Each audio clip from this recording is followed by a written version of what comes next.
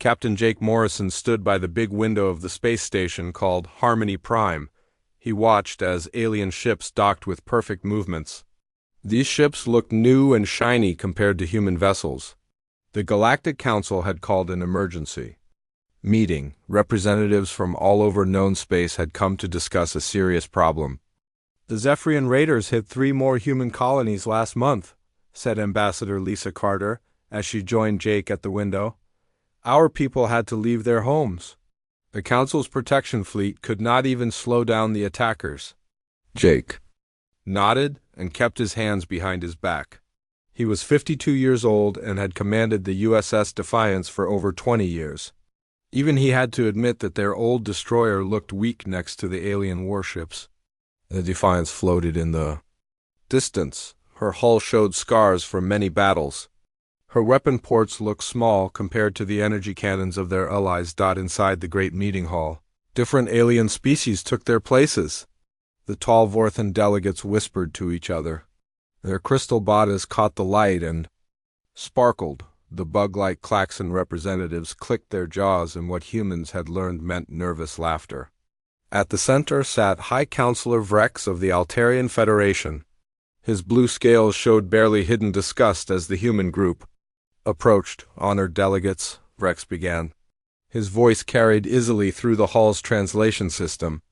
"We face a threat like none before. The Zephyrian Dominion has broken the Galactic Accords. They have begun raids on member worlds. Their new quantum disruptor technology has proven challenging for our standard defense fleets." Captain Danny Webb stepped forward to represent the human military. "High Counselor, Earth stands ready to help with our forces in any joint defense operation." A wave of what could only be called polite laughter passed through the assembly. Counselor Vrex's inner eyelids moved in what was the Altarian way of showing a condescending smile. "Captain Webb, we appreciate humanity's enthusiasm," Vrex said. "Carefully. However, your vessels use such old technology. You have kinetic weapons, chemical rockets, and fusion reactors from the early space age. Perhaps it would be better if Earth focused on supply support while the more advanced members handle combat operations." The Vorthan delegate was a tall crystal being named Cathara. She spoke in musical tones. "The human ships are indeed very old. Our sensors show their most advanced vessel carries weapons that are older than our civilization's industrial age by several thousand years." Jake felt his jaw tighten but kept his diplomatic face. The Defiance might be old, but she had protected human space for decades. Still, he could not argue with the facts. Human technology was centuries behind their galactic neighbors. "What exactly are we facing?" Jake asked, cutting through the diplomatic talk. A holographic display appeared in the center of the chamber. It showed sleek, hunter-like vessels that seemed to bend light around their hulls. The Zephyrian ships moved with an organic flow that made even the advanced Council fleets look clumsy. "The Zephyrian battle fleet," Vrex explained. 57 vessels equipped with quantum phase technology. They can phase in and out of normal space at will. This makes normal targeting nearly impossible. Their disruptor beams can tear through our strongest shields in seconds." The hologram changed to show tactical data from recent fights. Advanced alien warships with gleaming hulls, energy shields, and exotic matter plating were being destroyed by the ghostly Zephyrian vessels. The aliens' most advanced targeting systems could not lock onto enemies that existed partly outside normal spacetime. "Our combined fleet represents the peak of galactic military technology," announced Admiral Tex High of the Klaxon Defense Force. His compound eyes gleamed with reflected light. "We have plasma lances, gravity well generators, and temporal displacers. Yet none of our weapons can maintain target lock when they phase shift." Jake studied the tactical display with a professional eye. The Zephyrian ships were indeed powerful, but something about their movement patterns seemed familiar. "How long can they maintain phase state?" "Unknown," Vrex admitted. "Our scientists think it requires enormous energy use, but we have no solid data." Captain Webb leaned forward. "High Counselor, while our ships may be older, human tactical doctrine has always emphasized adaptability. Perhaps ... Captain," Cathara interrupted. Her crystal voice carried a note of patient condescension. Your vessels cannot even penetrate our training shields? How do you propose to engage enemies that our most advanced fleets cannot touch? The weight of truth in those words settled over the human delegation like a heavy blanket. Jake looked around the chamber at the incredible technology on display. Ships that could manipulate gravity, weapons that could tear holes in space-time itself, shields that could deflect the energy output of small suns.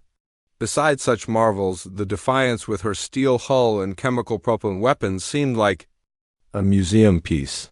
The combined fleet will engage the Zephyrian forces at the Kepler Junction in 72 hours, Vrex announced. All member species with capable vessels are invited to participate. Humanity will coordinate supply lines and provide medical support from safe distance. As the assembly began to break up, Jake found himself staring out at his ship one more time. The Defiance had served faithfully, but perhaps it was time to accept that humans were simply outclassed in this new galactic arena. "Don't look so sad, Captain," said a voice behind him. Jake turned to see Commander Ryan Phillips, his tactical officer, approaching with a slight grin. "I've been going over the sensor data from those Zephyrian attacks.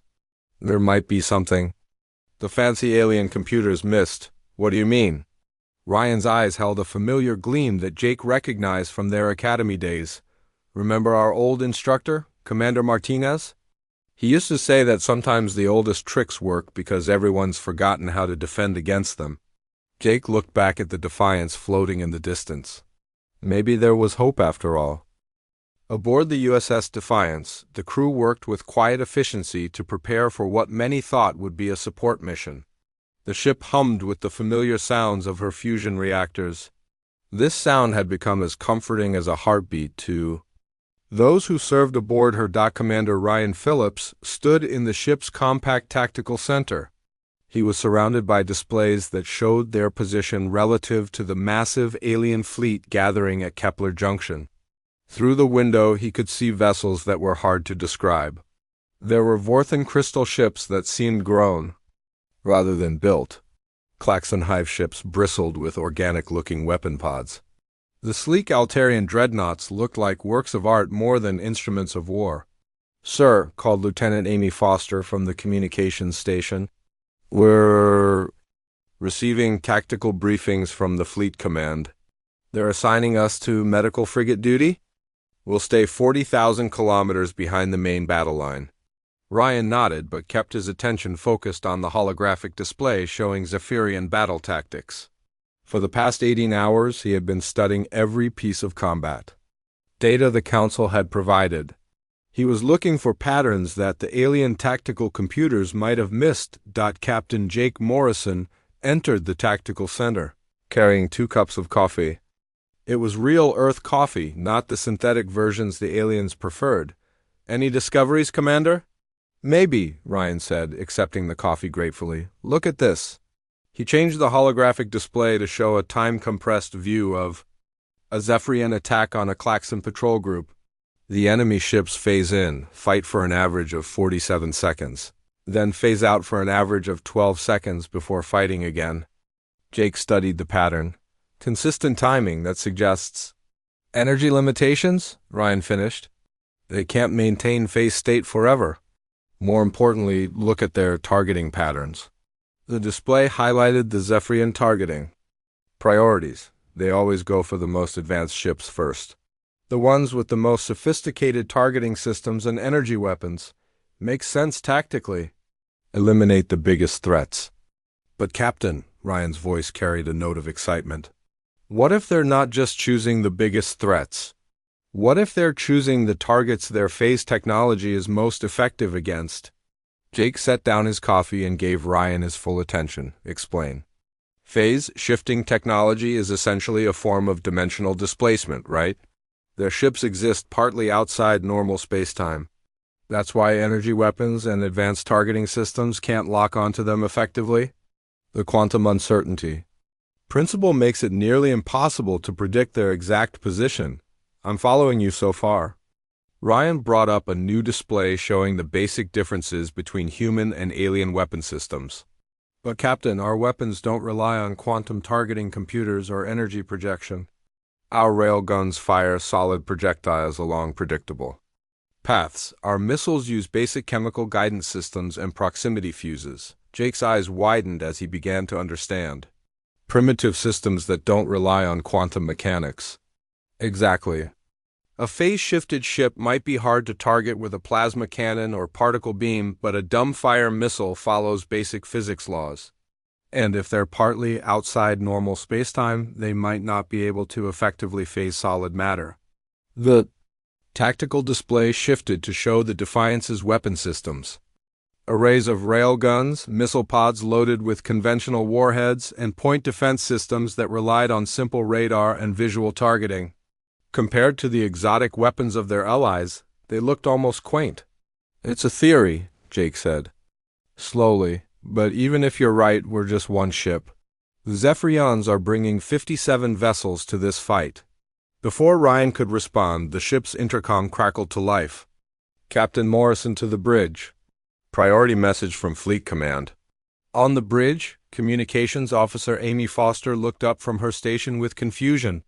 Sir, Admiral Tex High of the Klaxon Defense Force is requesting a private channel.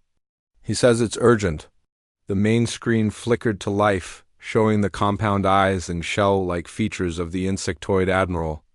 Despite the alien features, Jake had learned to read Klaxon expressions well enough to recognize concern. Captain Morrison, Tex High's translated voice carried an unusual note of uncertainty. I have been reviewing the tactical data you requested. My tactical computers have identified some interesting patterns in the enemy's behavior. What kind of patterns, Admiral? The Zephyrians seem to avoid engaging vessels equipped with primitive kinetic weapons. In the Battle of Centauri Prime, there was an old cargo hauler. It was a human-built vessel with basic defensive weapons. The enemy fleet destroyed 18 military vessels but ignored the freighter entirely. Jake exchanged glances with Ryan. Admiral, did your analysts determine why? Unknown. Our computers classify it as tactically unimportant, but Captain Tex's jaws clicked nervously. I have been a warrior for 60 standard years. Sometimes the thing that seems unimportant becomes the key to victory. After the transmission ended, Jake stood quietly on his bridge, looking out at the assembled fleet. The alien vessels were marvels of technology. Each one was worth more than Earth's entire space navy. But Ryan's theory was starting to make sense. Commander Phillips, he said finally.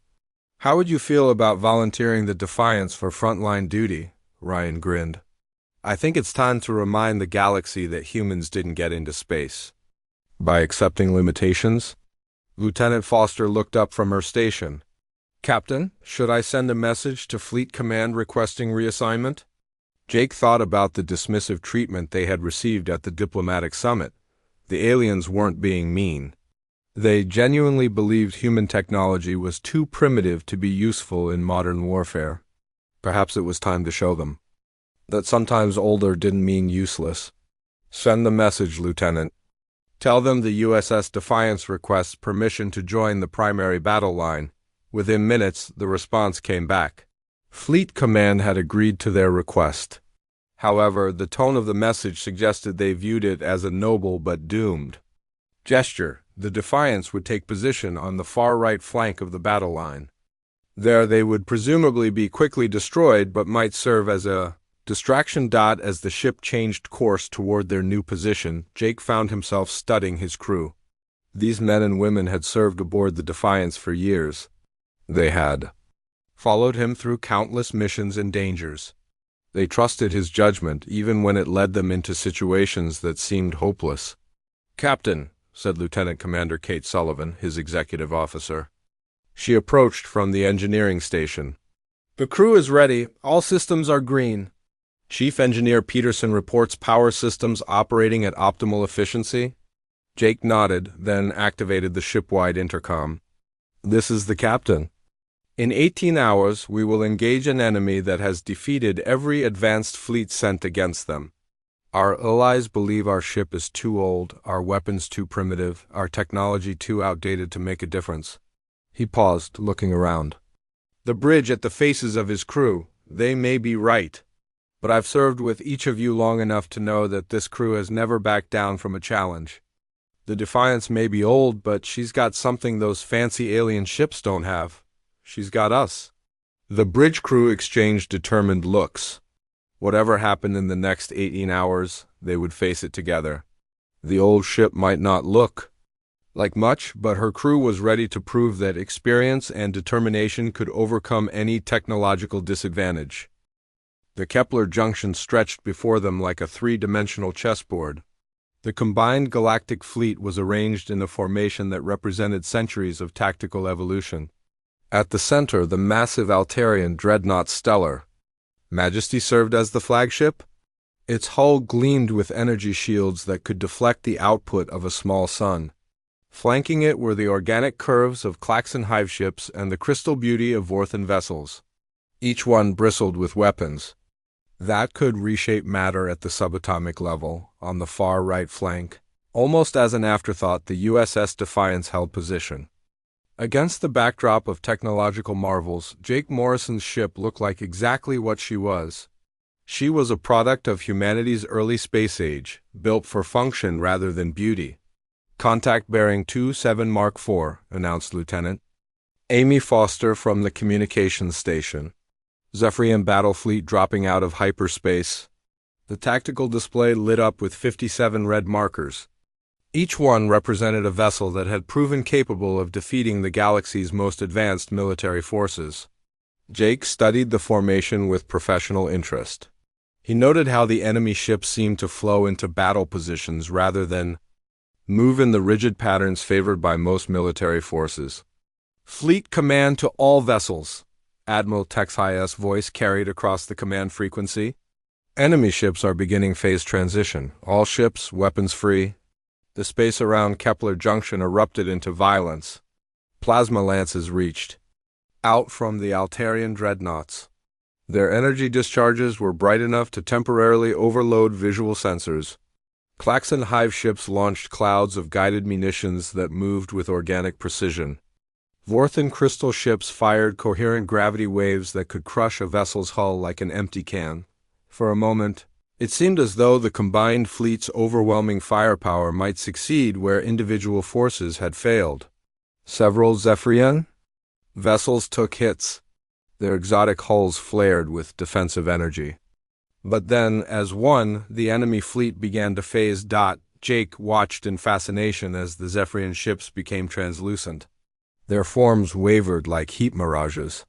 The advanced targeting systems of the Galactic Fleet suddenly found themselves trying to lock onto targets that existed only partly in normal spacetime. "All vessels report targeting difficulties," Foster announced. "Fleet Command is ordering dispersal pattern Delta."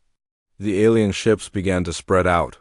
They were trying to avoid the phase-shifted Zephyrian vessels that could now attack with impunity. Plasma bolts and particle beams passed harmlessly through their ghostly forms. Meanwhile, the Zephyrians' own weapons found their marks with deadly precision. Their coherent disruptor beams seemed to tear holes in reality itself. Jake watched the tactical display with growing concern. One by one, the icons representing Allied vessels began to wink out. The Vorthan destroyer Crystal Harmony vanished in a flash of disrupted matter. The Klaxon cruiser Hive Guardian broke apart as disruptor beams severed her structural supports. "Captain," Commander Ryan Phillips called from the tactical station, "the Zephyrians are maintaining their pattern." 47 seconds engaged, 12 seconds phased out for repositioning. "Any change in their targeting priorities?" "Negative. They're still going for the most advanced ships first. The Stellar Majesty is taking heavy fire." Jake activated his command console, bringing up a tactical overview of the entire battle. The pattern was becoming clear. The Zephyrian ships were systematically destroying the fleet's most powerful vessels. Meanwhile, the lesser ships' advanced weapons proved useless against phase-shifted targets. "Sir," called Lieutenant Kate Miller from the sensor station, "I'm detecting massive power fluctuations from the Zephyrian ships when they phase shift." Commander Phillips was right. They can't maintain it indefinitely. "Bridge to engineering," Jake activated the intercom. Chief Peterson, I need everything you can give me. We're going to make a run at the enemy fleet. Chief Engineer Paul Peterson's gruff voice came back immediately. Captain, the fusion reactors are running at 110%. Any more and we risk containment failure. Understood, Chief. Do it anyway. Jake turned to his tactical officer. Ryan, I want you to target the Zephyrian command ship, the large one holding position in the center of their formation. Use the rail guns first, standard kinetic penetrators. Sir, at this range we'll need at least 30 seconds for the projectiles to reach target. They'll have plenty of time to see them coming. That's what I'm counting on. The Defiance began to accelerate toward the enemy formation. Her fusion engines pushed the old destroyer to velocities that made her hull groan with stress. Around them, the battle continued to rage. The combined galactic fleet found itself systematically dismantled by an enemy they couldn't effectively. Target, Zephyrian command ship bearing 0-9- Mark II, Ryan reported. Range decreasing, firing rail guns now. The Defiance's main battery fired with mechanical precision. It launched solid tungsten penetrators at a significant fraction of light speed. The projectiles were simple, direct, and utterly predictable. They were exactly the kind of primitive weapons the galactic community had dismissed as obsolete. Jake watched the tactical display as the kinetic rounds streaked toward their target. The Zephyrian command ship was currently engaged in a devastating attack on two Altarian cruisers. It suddenly shifted its attention to the incoming projectiles. Captain, Ryan's voice carried a note of excitement. The Zephyrian ship is attempting to phase shift to avoid the railgun rounds. What's happening? The projectiles are passing right through their phased form, but ... double quotes. Ryan paused, studying his readings. Sir, they can't maintain phase state while maneuvering. They're having to materialize to change course, then phase out again. Jake felt a surge of understanding. The phase technology protects them from energy weapons and guided systems. But simple kinetic projectiles force them to choose between staying phased and maintaining tactical mobility. Exactly. And every time they phase shift, it costs them energy. The Defiance continued her charge toward the enemy formation. Her ancient hull shook under the stress of maximum acceleration. Around them, the battle was going badly for the galactic fleet. Nearly a third of the Allied vessels had been destroyed, while the Zephyrian ships remained largely untouched. All weapons, continuous fire, Jake ordered. I want a constant stream of kinetic rounds and missiles heading toward every enemy ship in range. The Defiance's weapon systems erupted in sustained fire. Railguns sent tungsten penetrators screaming through space.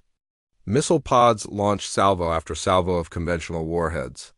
The weapons were crude by galactic standards, but they shared one crucial advantage. They followed predictable ballistic trajectories that couldn't be confused by quantum uncertainty. The effect on the Zephyrian formation was immediate and dramatic. Ships that had been able to phase in and out of normal space at will suddenly found themselves forced to remain materialized to avoid kinetic threats. Their graceful, organic movement patterns became jerky and defensive. They tried to maintain both phase-shifting capabilities and tactical positioning. Captain Morrison, Admiral Texhias' voice crackled over the command frequency. What are you doing? Your weapons appear to be ... effective? Jake allowed himself a small smile. Admiral, sometimes the best solution is the simplest one. Oh? Ships with kinetic weapons target the Zephyrian fleet. Force them to choose between phasing and maneuvering. For a moment, the communication channel was silent. Then, one by one, the surviving ships of the galactic fleet began to acknowledge his suggestion. Those vessels equipped with any form of kinetic weaponry began targeting the Zephyrian ships. Even simple point defense guns began firing old-fashioned projectiles. The battle began to change.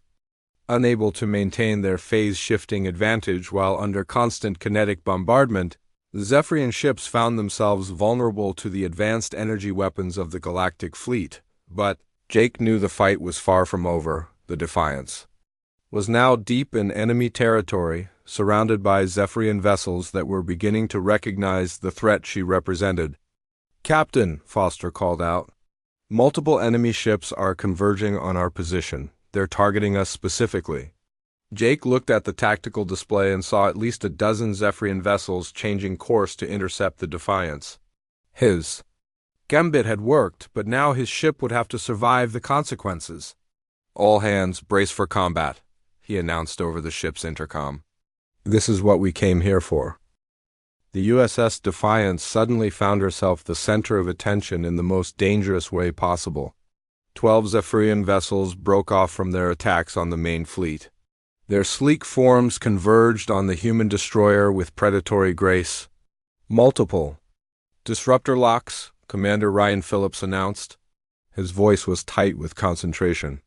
"They're not bothering to phase shift. They want us dead right now."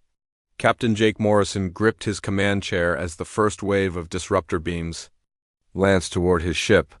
The exotic energy weapons were designed to tear apart the molecular bonds holding matter together. They struck the Defiance's hull with devastating force. "Forward armor sections 7 through 12 are gone," reported Lieutenant Commander Kate Sullivan from the damage control station. "We're venting atmosphere from decks 3 and 4. But the Defiance held together. Her thick steel hull was primitive by galactic standards.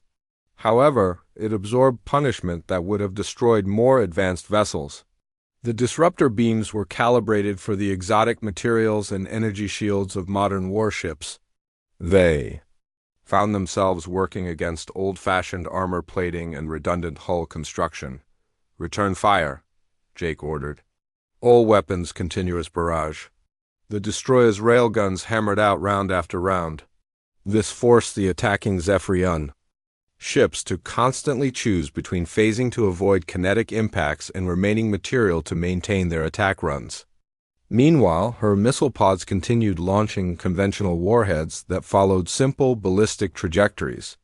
"Direct hit on the enemy cruiser," Ryan called out. "Their hull appears to be... Captain, they're not as heavily armored as we thought." Jake watched the tactical display as one of the Zephyrian vessels took a direct hit from a railgun penetrator.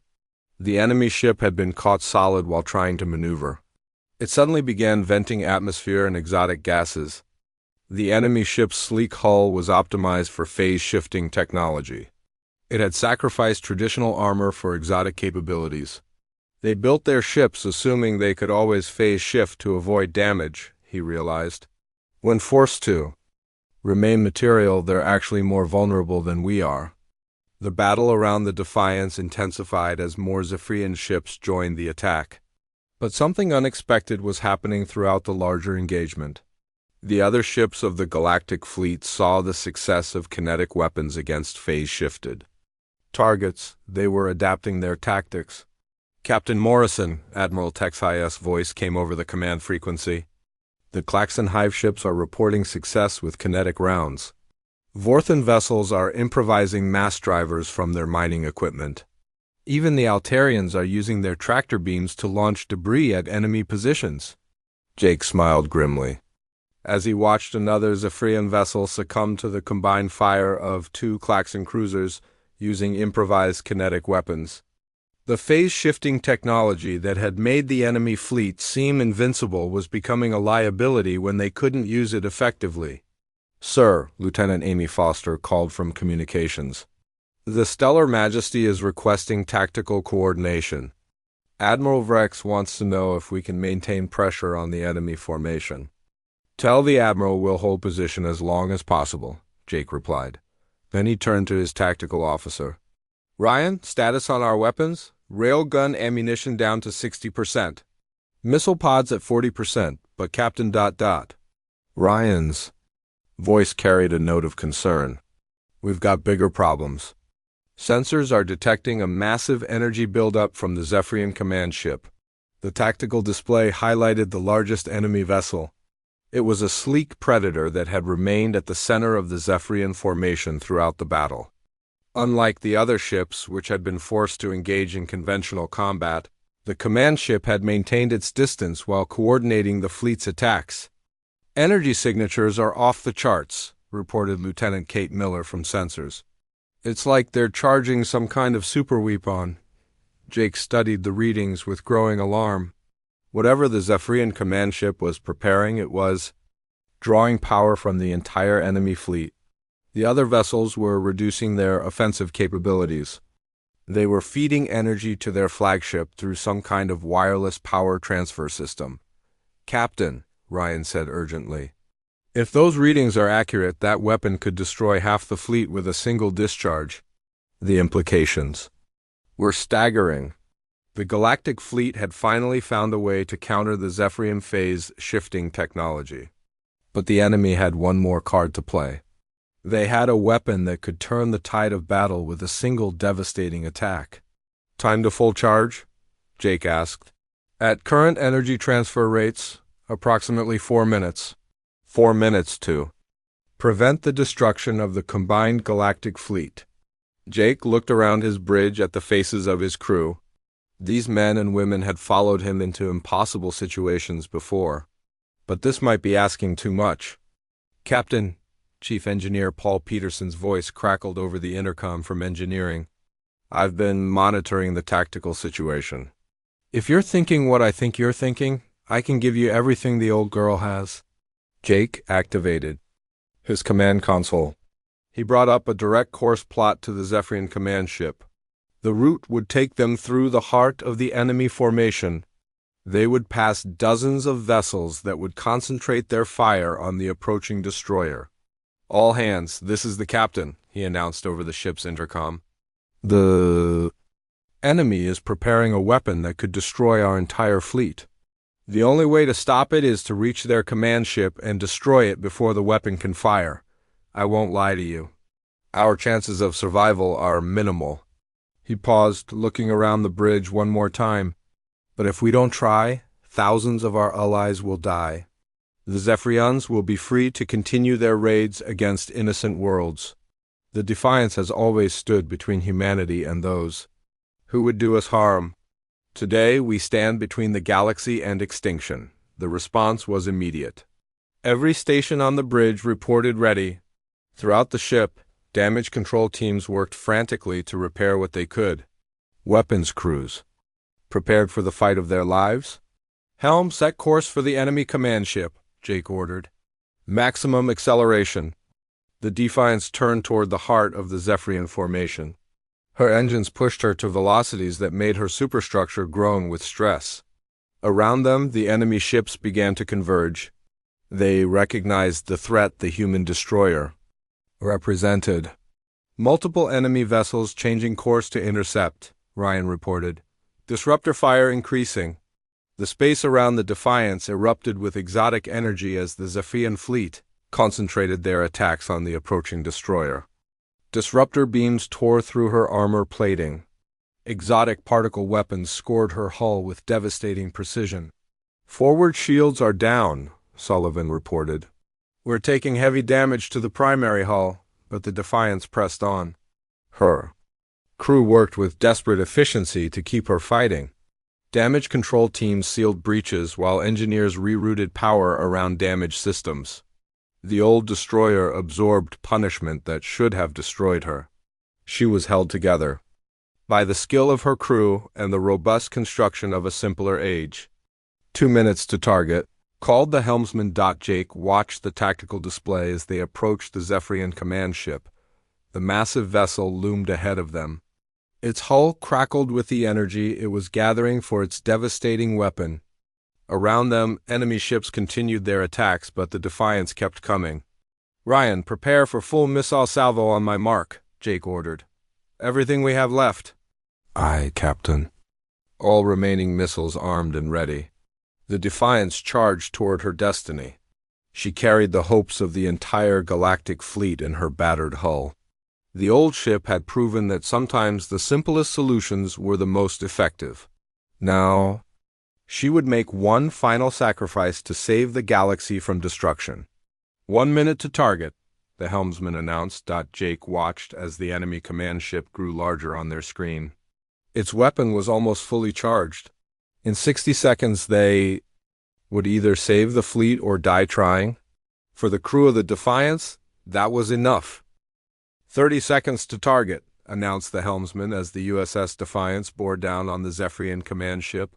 The massive enemy vessel filled their forward screen. Its hull pulsed with gathered energy that made the air itself seem to vibrate. Captain Jake Morrison stood at the center of his bridge. He watched as his battered ship closed the final distance to their target. Around them, space burned with disruptor fire as the remaining Zephyrian vessels concentrated everything they had on stopping the human destroyer. "Captain," Commander Ryan Phillips called from Tactical, "the enemy command ship is beginning to rotate. They're bringing their main weapon to bear on the Stellar Majesty." Jake could see it on the tactical display. The Zephyrian flagship was preparing to fire its super weapon at the heart of the Galactic fleet. Admiral Vrex's dreadnought carried over 10,000 crew members. It was about to become the target of a weapon that could vaporize entire moons. "Time to weapon discharge?" he asked. 15 seconds. Ryan replied grimly. The Defiance shuddered as another disruptor beam tore through her port armor plating. Emergency. Alarms wailed throughout the ship. Damage control teams fought desperately to keep her systems operational. But Jake's attention was focused entirely on the enemy command ship growing larger in their screen. "All missiles fire," he ordered. The Defiance's remaining missile pods erupted in a final, desperate salvo. 63 conventional warheads streaked toward the Zephyrian command ship, their simple guidance systems locked onto the massive target ahead. The missiles were primitive by galactic standards. They carried chemical explosives and basic proximity fuses, but they represented the last hope of stopping the enemy superweapon, the Zephyrian command. Ship's defensive systems engaged immediately. They tried to intercept the incoming missiles with point defense lasers and particle beams, but the simple warheads followed basic ballistic trajectories. They proved difficult targets for systems designed to counter advanced guided munitions. "Impact in 5 seconds, Ryan announced. Jake watched the tactical display as their missiles closed on the enemy flagship. Several were destroyed by defensive fire, but dozens more continued their approach. The Zephyrian ship was focused on charging its superweapon. It couldn't risk the energy expenditure needed to phase shift away from the incoming warheads. The first missile struck the command ship's hull near the base of what appeared to be the main weapon array.